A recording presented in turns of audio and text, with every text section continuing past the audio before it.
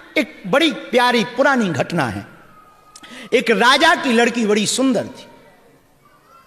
उसको अपनी लड़की के लिए कोई लड़का चाहिए था। तो उनके यहां एक काम करने वाला, मसाज करने वाला व्यक्ति था। उसको कहा कि यदि कोई तुम्हारी नजर में सुंदर लड़का हो, उसको लाओ, हमें अपनी बेटी की शादी करानी। उसने पूरे जगहों पर खोजा, कोई सुंदर ना मिला बेटी के लिए, उस राजा की लड़की के लिए।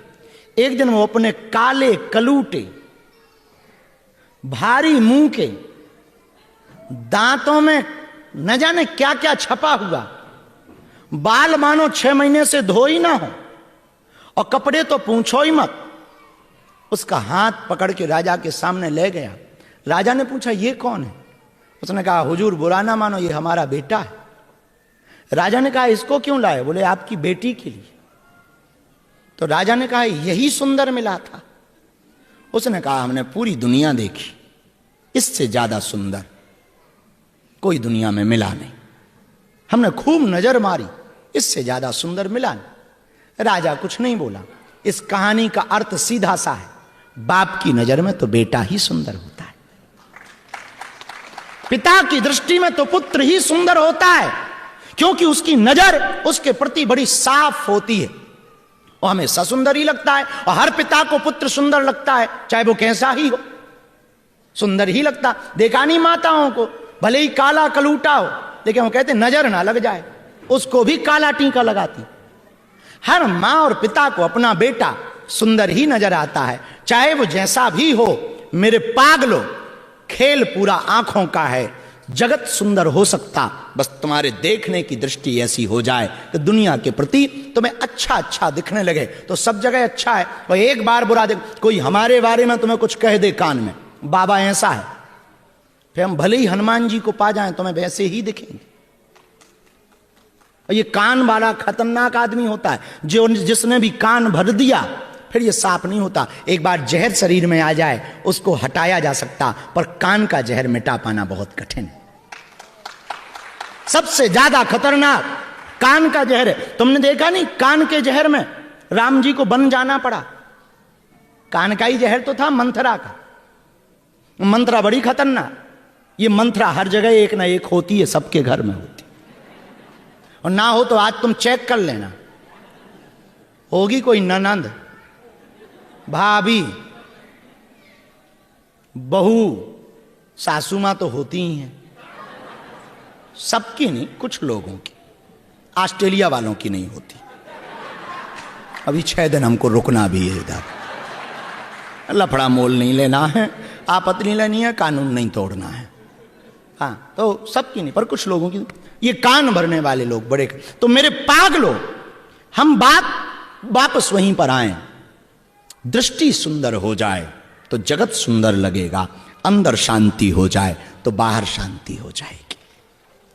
आज हमको एक बात यहां से प्रैक्टिकल रूप से घर लेकर के जाना है। आज से हमको बाहर की शांति के पहले अंदर की शांति पर काम करना है। आज से यदि हम अंदर शांत होने लगेंगे, हमें भरोसा है आपके घर में शांति आएगी, और घर में शांति आएगी तो शांति की क्रांति पूरे विश्व में जाएगी। और जो ये चल रहा है, हमें लगता है उसको ठीक किया जा सकता है, कोई कठिन काम नहीं है। और बस हम सुबह गाड़ी में किसी को कह रहे थे, कई बार युद्ध इसलिए नहीं होता है कि युद्ध लड़ना पड़ता है, कई बार युद्ध इसलिए होता है, कुछ लोग इसलिए भी युद्ध करते हैं कि जो समस्या होती नहीं उसका समाधान खोजते हैं। और ये बड़ी कठिन बात है। जो समस्या हो ना, उसका समाधान खोजा जाए, भगवान भी नहीं दे सकता। जो समस्या ही नहीं है, उसका समाधान कहां से मिलेगा? इसलिए हम चाहते हैं, कई लोग ना बहुत अपेक्षा रखते हैं, और जो ज्यादा अपेक्षा रखेंगे वो खुद भी अशांत रहेंगे, दूसरों को भी अशांत रखेंगे। हमें लगता है रावण के बारे में यदि चर्चा की जाए, रावण ने जीवन में एक गलती की, पूछो कौन सी? मां जानकी का हरण किया। और मां जानकी राम जी की शांति, और हरण किस लिए किया?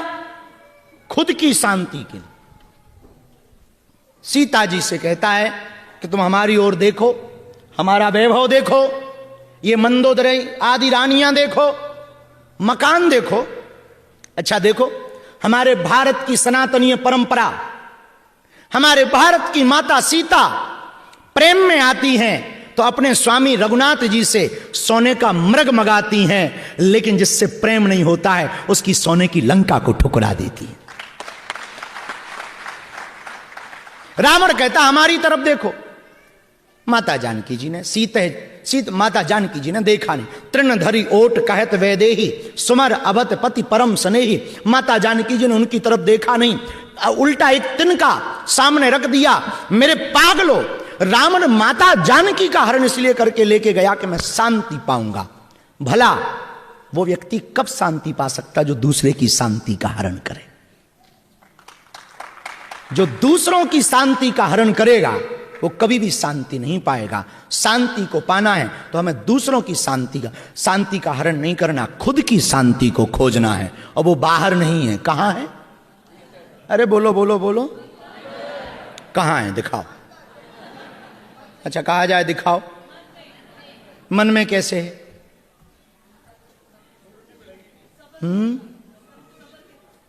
हाँ, उसका एक सूत्र याद करना पड़ेगा। पूछो कौन सा? आज के संवाद का तीसरा सूत्र, जो प्राप्त है वही पर्याप्त है। जो बोलो बोलो बोलो, जो प्राप्त है। अब इसको एक कहानी से समझो। एक महात्मा को ऑस्ट्रेलिया के एक भगत ने गाय दान दी। रहा होगा कैनबरा का। गाय दान में दी। महात्मा ने ऊपर की तरफ देखा, वाह प्रभु, गाय मिली है, आहा, रबड़ी मालपुआ बनेगा, बढ़िया, ठाकुर जी को भोग लगेगा, बड़ा आनंद आएगा, बहुत बढ़िया बहुत बढ़िया बहुत बढ़िया। लेकिन वो चेला भी कैनबरा का था। 4 दिन बाद वो गाय वापस ले गया। तो चेलों ने गुरु को बताया कि गाय गई। गुरु जी बोले कहां गई? बोले जहां से आई थी। तो गुरु जी बोले कौन ले गया? बोले जो दे गया था। महात्मा ने ऊपर की तरफ देखा, वाह प्रभु, तेरा फिर धन्यवाद है। अब चेले टेंशन में, आई थी तब धन्यवाद तो देना ठीक था, चली गई अब काहे का धन्यवाद? महात्मा ने कहा, आई थी तो ठाकुर को भोग लगता, चली गई भला हुआ, गोबर उठाने का झंझट बच गया।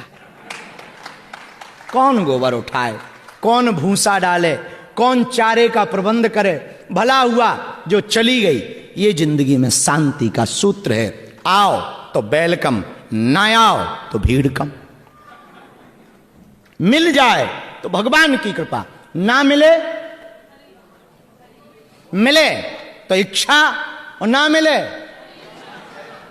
हाँ हाँ हाँ बोलो बोलो बोलो, ना मिले तो हरि इच्छा। और ये तभी संभव है जब हम बाहर नहीं खोजेंगे। कहां खोजेंगे?